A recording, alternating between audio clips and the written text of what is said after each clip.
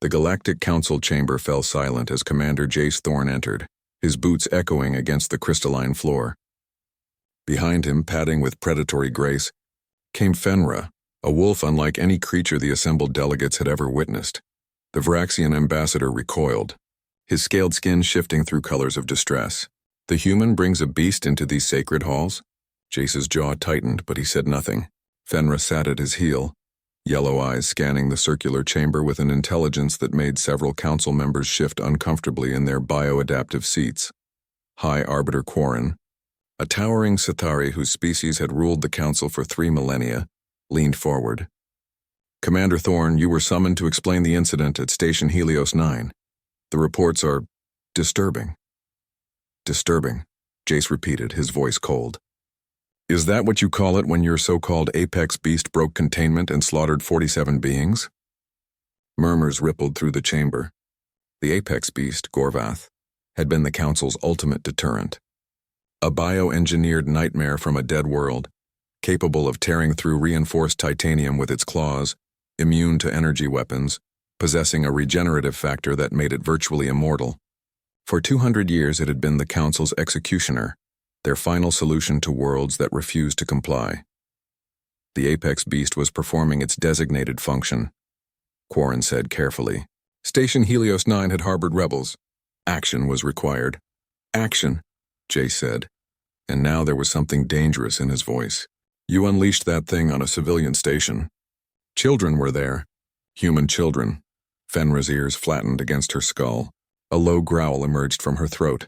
Not loud, but somehow it filled the vast chamber. Several delegates stood ready to flee. Control your animal, the Varaxian hissed. Jace's hand dropped to Fenra's head, fingers threading through silver-gray fur.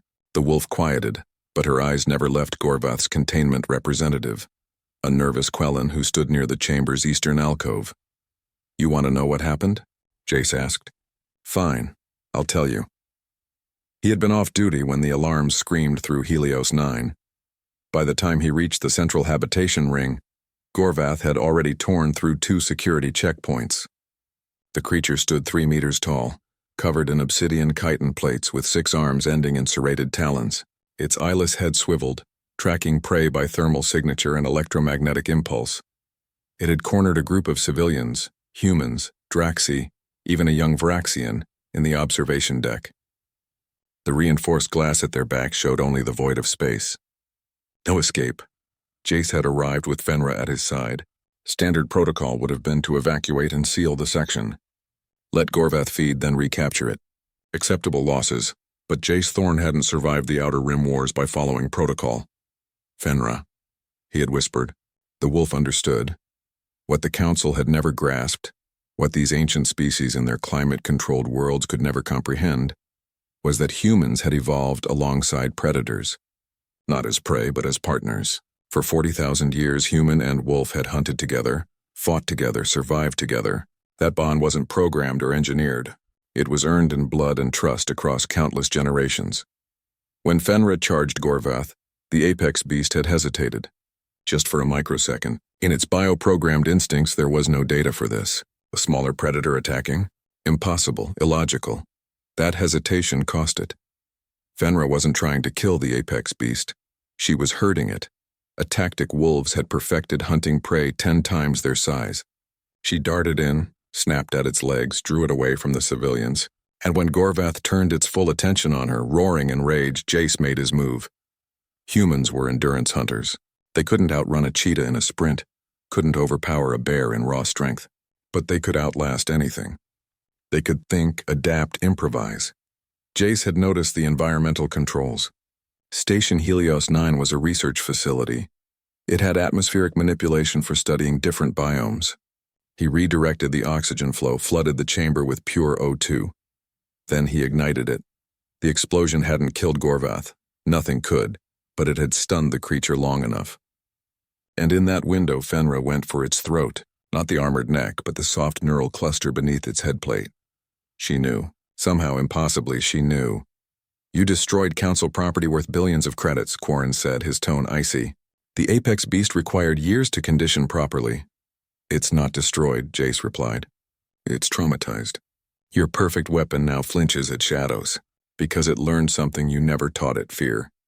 He gestured to Fenra. This wolf weighs 60 kilograms. Your monster weighs 4,000. But she beat it. Do you know why? The chamber was silent, because she wasn't programmed. She wasn't engineered to be the perfect killer. She was born to be part of a pack. And humans? Jace's smile was sharp. We're her pack. That bond makes us more dangerous than any weapon you could ever build. Quarren's multiple eyes blinked in sequence. Are you threatening this council, Commander? No, Jace said quietly. I'm warning you. Humanity didn't ask to join your galactic council. You came to Earth, saw our potential, and recruited us, but you never understood what you were really inviting in. We don't make weapons. We make partnerships. With our animals, with our machines, with each other. That's what makes us apex predators. Fenra stood, stretched, and yawned, showing every one of her teeth. The next time you decide to use your apex beast, Jace continued, remember this. It quivered. Even the Council's perfect monster learned to fear, and if it can learn fear, he met Quarren's gaze steadily, then so can you. Commander Jace Thorn turned and walked from the chamber, Fenra at his side. Behind him, the most powerful beings in the galaxy sat in stunned silence, finally understanding the truth. Humanity had brought more than technology and ambition to the stars. They had brought their wolves, and that changed everything.